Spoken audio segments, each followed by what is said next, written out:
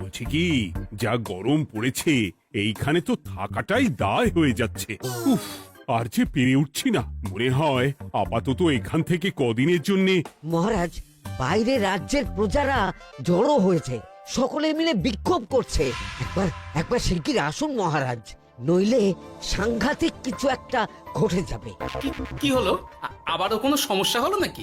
আমাদের রাজ্যের প্রজারা তো যথেষ্ট বোঝদার, তারা তো এমনি এমনি ঝামেলা ঝঞ্ঝাট সৃষ্টি করার মানুষ নয়। গোপাল, চলো গিয়ে দেখি।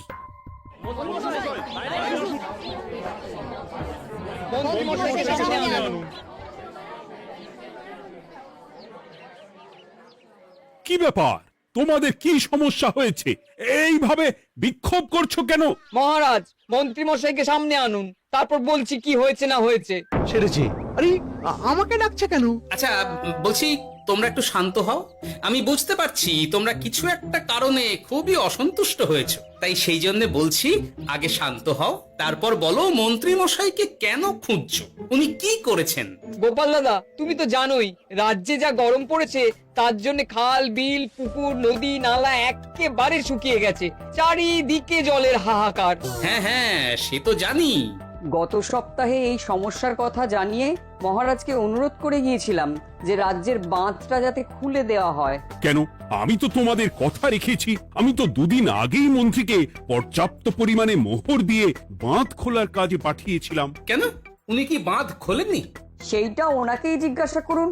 গত দুদিনে উনি তো বাঁধ খুলতে আসেনি, উপরন্তু আমরা ওনাকে ডাকতে গেলে উনি আমাদেরকে তাড়িয়ে দিয়েছেন। সে কি, এ তো ভারী অন্যায়। দুদিন ধরে অপেক্ষা করে আর না থাকতে পেরে আজকে আমরা এখানে এসেছি। এই অবস্থায় আমরা কি করব? যদি আমাদেরকে আমাদের রাজ্য সাহায্য না করে, তাহলে কোথায় যাব আমরা? ছি ছি ছি, আমি তো ভাবতেই পারছি না। মন্ত্রী, এই মন্ত্রী! মহারাজ, মন্ত্রী মশাইয়ের ব্যাপারটা পরে দেখে নিচ্ছি, আগে এদেরকে শান্ত করেই চলুন। মনে রাখবেন, প্রজারা একবার বিপক্ষে চলে গেলে কিন্তু খুব মুশকিল হয়ে যাবে। শোনো সকলে, তোমরা আজকের দিনটা একটু কষ্ট করো। আমি কথা দিচ্ছি, কাল সকাল হলেই বাঁধ খোলার ব্যবস্থা করব, ঠিক আছে? ঠিক কথা বলেছো তো গোপাল দাদা। দাদা বলে যখন ডাকো, তখন দেখো এই দাদা তার ভাইদের কিছুতেই নিরাশ করবে না। শুধু আজকের দিনটা একটু চেয়ে নিচ্ছি, ব্যাস। ঠিক আছে, আজকে আমরা চলে যাচ্ছি, কিন্তু কালকে কিছু না হলেই। কোনো কিন্তুরই জায়গায় নেই পুঁটির বাবা। আর তোমরা রাগ করো না। চিন্তা করো না, সকাল হলেই সাঙ্গ পাঙ্গ নিয়ে আমি বাঁধ খোলার কাজে নেমে যাব।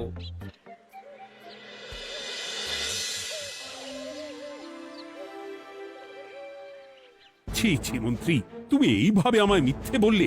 ভাবতেই পারছি না কি দরকার ছিল আমায় মিথ্যে আশ্বাস দিয়ে প্রজাদের সামনে নাক কান কাটার। মুখে কুলুপ কেন? উত্তর দাও। না মানে আমার শরীরটা ঠিক ভালো ছিল না, তাই বাড়ি থেকে বেরোতে পারিনি। বলছি কি, শরীর খারাপ থাকলে রাজসভায় খবর দিতে পারতেন, আমরা কেউ দায়িত্বটা পালন করতাম, কি আছে? সমস্ত মোহরগুলো ত্যাগস্থ করে ঘাপটি মারলেন ঘরে। ছি ছি, জানাই আপনাকে ধিক্কার। সকলে মিলে করো প্রতিবাদের চিৎকার। মন্ত্রী মশাই, ছি ছি ছি ছি ছি ছি। মহারাজ, আপনি এক্ষুনি মন্ত্রী মশাইকে কদিনের জন্য সভা থেকে বহিষ্কৃত করুন। সে তো করবই, তবে তার আগে আমি চাই কালকে যখন বাঁধ খুলতে তোমরা নামবে, তখন সেই কাজে কোনো লোক নিয়োগ না করে মন্ত্রীকেই বাঁধ খুলতে নামাবে। মহারাজ, এ কেমন বিচার আপনার? আমি না রাজ্যের মন্ত্রী। মন্ত্রী না ষড়যন্ত্রী। মন্ত্রী মশাই, তাহলে কালকের জন্য প্রস্তুত থাকুন। মহারাজের বাঁধ খোলার জন্য সকল মোহর তো আগেই আত্মসাৎ করেছেন, এবার শুধু কাজে নেমে পড়বেন, কেমন?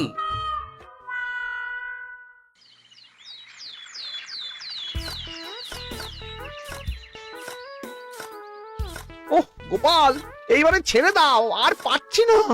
এত সহজে হাল ছাড়লে হবে বলুন? এই কে আছো? ওই শাবল কোদালগুলো দাও, আমি এদিকটায় খুঁচিয়ে দিই। সভাকবি, বিজ্ঞানী, এসো এসো এসো, হাত লাগাও। সবে মিলে করি কাজ, বাঁধ খোলা হবে আজ। বাঁধ খোলা হবে আজ, মন দিয়ে করো কাজ। একদম, হাত লাগাও, জোর লাগাও। গোপাল দাদা, সভাকবি, বিজ্ঞানী দাদা আর আর বাকি দাদা ভাইরা আসুন আসুন, সকলে একটু শরবত খান। আমাকেও একটু শরবত দাও। মোহরগুলো খেয়েও তৃষ্ণা মেটেনি বুঝি? বাঁধ এক্ষুনি খুলবে, প্রজাদের সব জ্বালা জুড়োবে। বাঁধ খুলে গেছে। আমাকে বাঁচাও, আমাকে বাঁচাও। কোনো সময় ভুল করলে নিজেই সেই ভুল শুধরে আবার ফিরতে হয়। আপনিও তাই করুন মন্ত্রী মশাই, নিজে নিজেই উঠে আসুন। চলো সকলে। গোপাল, তুমি তোমার সাথীদের নিয়ে যা করলে সত্যি ভাবাই যায় না। মহারাজ, নিজেদের রাজ্যের সমস্যায় নিজেরাই কোমর বেঁধে নেমে সমস্যার সমাধান করেছি, পরিস্থিতি মোকাবিলা করেছি। এর জন্যে আপনি এমন করে বলবেন না। ওহ, তোমরা না থাকলে যে কি হতো। মহারাজ, আমরা আছি তো, এত ভাববেন না আপনি। আপনি বরং আমাদের সকলের জন্য কিছু খাবারের ব্যবস্থা করুন, খুব খিদে পেয়ে গেছে। হ্যাঁ, নিশ্চয়ই নিশ্চয়ই। তোমরা সকলে ভিতরে এসো, হাত পা ধুয়ে নাও। ততক্ষণে আমি রানীকে আহারের ব্যবস্থা করতে বলছি।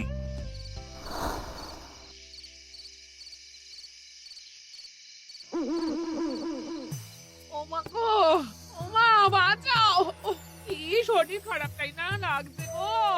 একে গিন্নি, বাবারে, কি হয়েছেটা কি? ও, তুমি এইভাবে এখানে শুয়ে কাতরাচ্ছ কেন?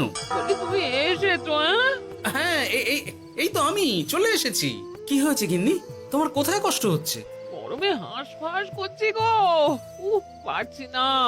রান্না করতে গিয়ে খুব বাজে অবস্থা হয়ে গেছে গো, এই থেকে এইখানে পড়ে পড়ে গড়াচ্ছি।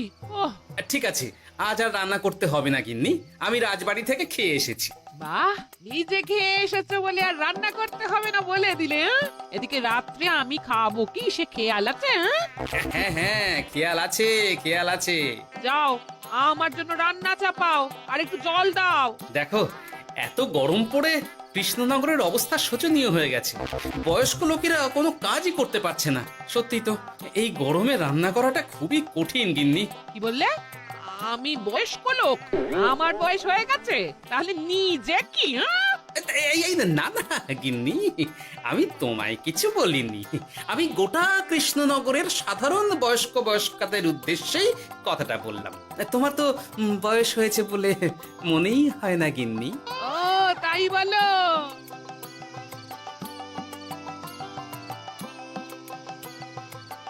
নাও গিন্নি, জল নাও। আজ না হয় আমি রান্না করব। হে ভগবান, মুখের একটু লাগাম দাও।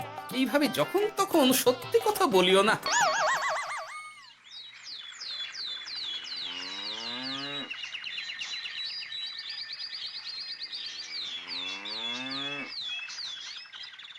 গোপাল দাদা, ও গোপাল দাদা, একবারটি বাইরে এসো।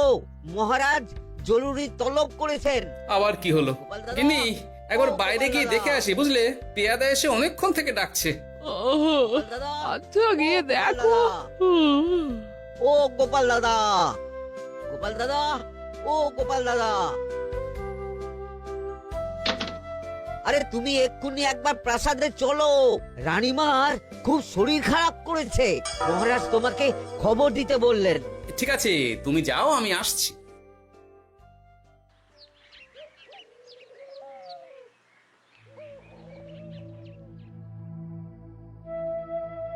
গোপাল, কি হবে বলো তো? রানী তো দুমদাম করে ব্যারামে পড়ে না। মহারাজ, ভয় পাবেন না, আমরা আছি তো। বৈদ্যকে পরীক্ষা করতে দিন, দেখি সে কি বলে। মহারাজ, অতিরিক্ত গরমের জন্য শরীরটা খারাপ হয়েছে। আসলে উনি এই তীব্র দাবদাহ নিতে পারেননি। তবে চিন্তা করবেন না মহারাজ, আমি বাড়ি গিয়ে এক ধরনের বিশেষ পথ্য পাঠিয়ে দিচ্ছি। রানীমা খেলেই সুস্থ হয়ে উঠবেন। মহারাজ, নিজের কানেই তো শুনলেন, রানীমার তেমন গুরুতর কিছু হয়নি, চিন্তা করবেন না। বৈদ্যর ওষুধে উনি সেরে উঠবেন। যাওয়ার আগে একটা কথা বলে যাই, গরমের এই দাবদাহ কিন্তু আরো ভয়ঙ্কর হবে। তাই সকলে খুব সাবধানে থাকবেন। শরীর যাতে ঠান্ডা থাকে এমন হালকা পাতলা খাবার খাবেন। আসি, রাজসভায় দেখা হবে। মহারাজ, বৈদ্যমশাই কিন্তু এটা ঠিক বলেছেন, গরম আরো বাড়বে। তাই দুজনেই খুব সাবধানে থাকবেন, কেমন? গতকাল তো আমার গিন্নিও গরমের চোটে কুপোকাত হয়ে গেছিল। শেষমেশ আমাকেই বাড়ি গিয়ে রান্না করতে হলো আর কি। ও বাবা, তাই নাকি? তাহলে তো খুবই চিন্তার ব্যাপার। আচ্ছা মহারাজ, আমি তাহলে এখন আসি, আবার রাজসভায় দেখা হবে। এই গরমে আর এখানে থাকতে পারছি না, বলছি কদিনের জন্য না একটু অন্য কোথাও গেলে হয় না গো? গিন্নি, এই গরমে ঘরেই থাকো, অন্য কোথাও যাওয়ার মোটে নাম করো না। বাইরে বেরোতে গিয়ে যদি কোনোভাবে গরম হাওয়া শরীরে লেগে যায় তাহলে বিপত্তির আর শেষ থাকবে না গিন্নি। কিন্তু এখানেও তো যা গরম পড়েছে, পচে গলে মরে যাই আর কি। উফ গিন্নি, দয়া করে এইসব বাজে কথা বলা বন্ধ করো তো। আমার আয়ুর থেকেও তোমার আয়ু দীর্ঘ হোক। বাহ, তুমি এসব কথা কোথা থেকে শিখলে গো? হুম? এই তো তোমার থেকে আর কি। গোপাল, গোপাল, রাজ্যের অবস্থা খুবই বেহাল। এই সবই আমাদের পোড়া কপাল। আরে সভা কবি, কি হয়েছে? তোমাকে দেখে তো মনে হচ্ছে তুমি কিছু... বিজ্ঞানী মহারাজ দুজনেই অজ্ঞান। ঘটি ঘটি জল ঢেলেও ফেরাতে পারেনি তাদের জ্ঞান। কি বলছো কি? তা তুমি এই ব্যাপারটা জানলে কি করে? গিয়েছিলাম একটু আগে বিজ্ঞানীর বাড়ি, গিয়ে দেখি লোকজনের ভিড় সারি সারি। সে কি? শুনলাম মহারাজ তাকে কিছু বলতে এসেছিলেন, তারপরে দুজনে বাইরে বেরিয়ে আসতেই অজ্ঞান হয়ে গেলেন। মহারাজ বিজ্ঞানীর বাড়ি গিয়েছিলেন, তাও আবার রানীমাকে ছেড়ে? রাজবৈদ্য কত করে বললেন এই সময় যখন তখন ঘরের বাইরে বেরোবেন না। কে শোনে কার কথা? আমার মনে হয় মহারাজ তেমন কোনো গুরুত্বপূর্ণ কিছু কথা বলতেই বিজ্ঞানীর বাড়ি গিয়েছিলেন। গরম কমানোর উপায় আলোচনা করতে হয় তো গিয়েছিলেন। আমাদের মহারাজ তো নিজের চোখেই দেখেছেন এই তীব্র গরমের চোটে রাজ্যের কি অবস্থা, কি অবস্থা। ঠিক বলেছো গিন্নি, আমার এই কথাটা তো মাথাতেই আসেনি। ধন্যবাদ গিন্নি, অসংখ্য ধন্যবাদ তোমায়। আমায় পরে ধন্যবাদ জানিও। হ্যাঁ, এখন আর দেরি না করে বৈদ্য মশাইকে সঙ্গে নিয়ে বিজ্ঞানী মশাইয়ের বাড়ি যাও। হ্যাঁ,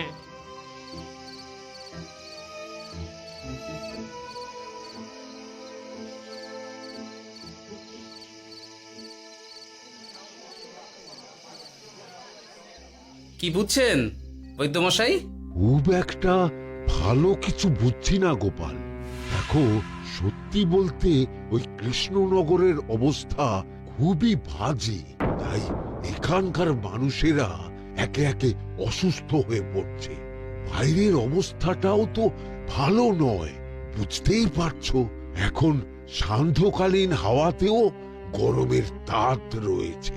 দেখুন, রাজ্যের যা অবস্থা তাতে যদি রাজ্যের মাথা থেকে সমস্ত প্রশাসনিক প্রধানরাই অসুস্থ হয়ে পড়েন তাহলে তো ভীষণ বিপদ।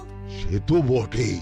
এই জন্যেই আমি বলি কি, মহারাজ সহ সকল সভাসদেরা এই রাজ্য ছেড়ে কদিনের জন্য পাহাড়ি কোনো এক জায়গায় গিয়ে থাকুন, পরিবার নিয়েই যান। দেখুন, আগে নিজেরা বাঁচলে তবে তো রাজ্যবাসীকে ভালো রাখতে পারবেন, তাই না? কথাটা কিন্তু মন্দ বলেনি বৈদ্য। গোপাল, এই গোপাল, তুমি পাহাড়ে যাওয়ার ব্যবস্থা করো। এইখানে আর কিছুদিন থাকলে মরেই যাব। হ্যাঁ গোপাল, আমারও তাই মত। এক্ষুনি যা শরীরে ক্লান্তি এসেছে, আর কদিন এইখানে থাকলে মরেই যাব। মহারাজের অনুরোধে গরম কমানোর কোনো ব্যবস্থাও তো করতে পারলাম না। বাইরে বেরোনো মাত্রই দুজনে মূর্ছা গেলাম। বাবা, ঠিক আছে, বুঝেছি। মহারাজ, আপনি আর এই ব্যাপারটা নিয়ে বেশি ভাববেন না। বিজ্ঞানী, তুমি আর বেশি কথা বলো না। আমি পাহাড়ে যাওয়ার ব্যবস্থা করছি। আমরা রাজসভা সকলে সব পরিবারে যাব। অনেক কাজ হয়েছে, এখন কিছুদিন আমাদের বিশ্রাম দরকার।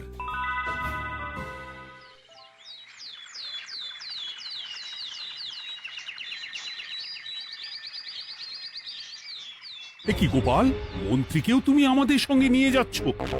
তুমি কি সব ভুলে গেছো? মহারাজ, আপনি খামোখা উত্তেজিত হবেন না। আপনার শরীরটা কিন্তু ভালো নেই। আর মহারাজ, আপনার রাজ্যে বাস করে আপনার থেকেই শিখেছি বিপদের দিনে পরম শত্রুকেও দূরে ঠেলতে নেই। গোপাল এটা ঠিক কথাই বলেছে। যতই হোক উনি তো আমাদের মন্ত্রী, তাই এই বিপদের দিনে ওনাকে ফেলে যায় কি করে বলুন তো? সত্যি গোপাল, তোমার তুলনা নেই। ঠং সবই নাম কেনার চেষ্টা। গোপাল চলো এইবারে রওনা দিই। বলছি খাবার দাবার আর জলের কলসিগুলো উঠেছ তো? হ্যাঁ, খাবারের পাত্রগুলো আপনার জিম্মায় থাকবে, আর জলের কলসিগুলো আমি সামলাবো।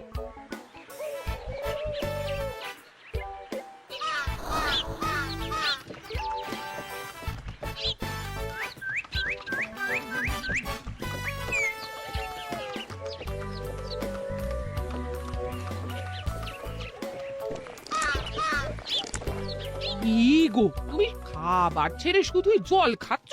ওদিকে মন্ত্রী মশাই যে সব খাবার একাই সাবার করে দিলে না? ভালোই তো, থাক না। এরপরে বড় বাইরে যেতে হলে বুঝবে, আমি তো ওই জন্যই নিজের জিম্মায় শুধুমাত্র জল নিয়েছি। দেখো, জল খেলে ছোট বাইরে যাওয়ার দরকার হলে চলে যেতে পারবো, কিন্তু বড় বাইরে যাওয়ার দরকার হলে তো যেখানে সেখানে যেতে পারবো না। তাই জলই সই। কিন্তু সবার জল যদি তুমি একাই শেষ করে দিলে তাহলে? এই রে, এটা তো ঠিক বলেছো গিন্নি। পথে ঘাটে কোনো পানীয় জলের পুকুর বা কুয়ো দেখলে জল ভরে নিতে হবে, বুঝলে?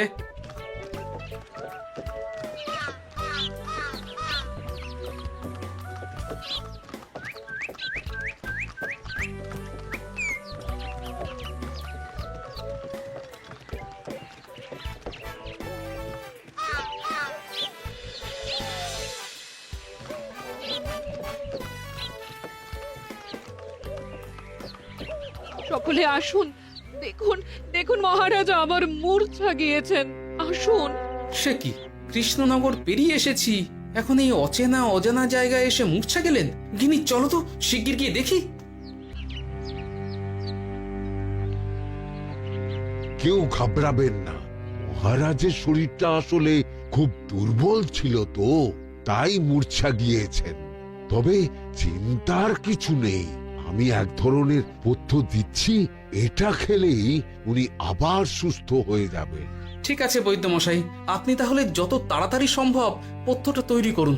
হ্যাঁ, আমার এই পথ্যটা তৈরি করার জন্যে একটু জলের প্রয়োজন। একটু জলের ব্যবস্থা করুন তো। এ মা, বলি গাড়িতে যে এক ফোঁটাও জল নেই গো, কি হবে?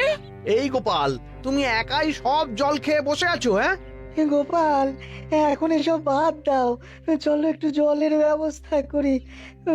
হ্যাঁ, খানাখন্দ, খাল, বিল, নদী, সমুদ্র, যেখান থেকে পারো জল নিয়ে এসো। জল ছাড়া এই পথ্য বানানো অসম্ভব। গোপাল, কি করা যায় বলো? দাঁড়াও, আমি একটু ছোট বাইরে থেকে ঘুরে আসছি। হ্যাঁ, খুব জোরে বেগ আসছে, ত্যাগ না করতে পারলে বুদ্ধি খুলবে না।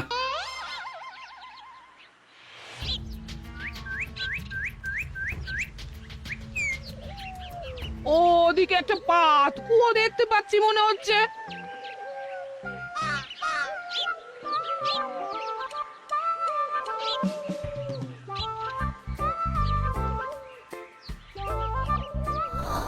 জল কোথা থেকে পাবো? তবে কি জলের অভাবে আজকে মহারাজ সুস্থ হতে পারবেন না? রানীমা, ব্যাকুল হবেন না, আমি আমি আছি তো। আমি থাকতে কিচ্ছু অঘটন ঘটবে না। সকলে শুনুন, বিশেষত মহিলাদের বলছি, আপনারা সকলে নিজেদের কাছে যত শাড়ি আছে সেই প্রত্যেকটা শাড়ি আমাকে দিন। আমি শাড়ি জুড়ে জুড়ে লম্বা রশ্মি বানাবো, তারপর সেই রশ্মিতে বালতি ঝুলিয়ে জল তুলব। দয়া করে কেউ দেরি করবেন না।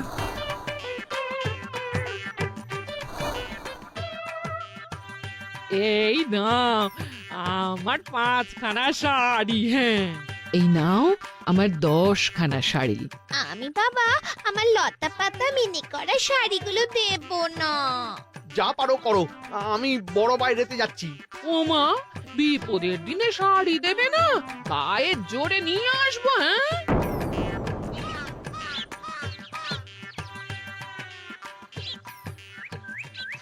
এ বাবা, এখনো কিছুটা কাপড় লাগবে তো। যা গভীর পাতকুয়া, সবার সব শাড়ি তো কাজে লাগিয়ে দিয়েছি, এখন কি হবে? আরে ওই তো কার একটা ঝোপের কাছে ধুতি পড়ে রয়েছে, যাই ওইটাই নিয়ে নি। এই গোপাল, গোপাল, আরে করো কি, ওটা তো আমার ধুতি। আরে আরে আমি এই ঝোপে বড় বাইরের জন্য এসেছি। আরে মন্ত্রী মশাই, বড় বাইরে করার সময় অযথা অন্যদিকে মন দেবেন না, তাহলে পেট সাফা হবে না।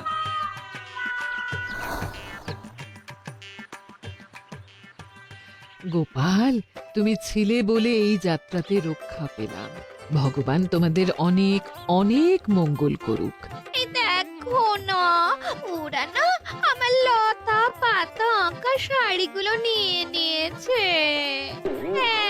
এই, দূর তোমার শাড়ির লতা পাতা, আমি নিজেই জড়িয়েছি বড় বড় ঘাস পাতা। কি চুল করছে রে, দূর ছাতা, দূর ছাতা।